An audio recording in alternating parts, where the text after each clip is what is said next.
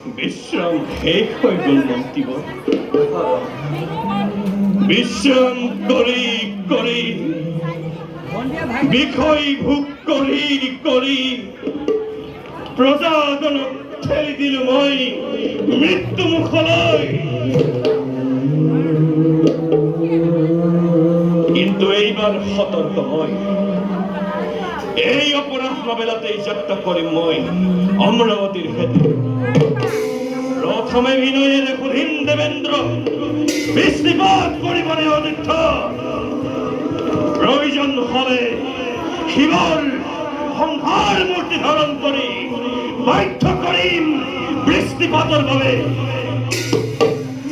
আপনি যাও প্রতিবর মোর বর্তমানত ভালদারে পালিবা পজা। ভাল মহারাজ।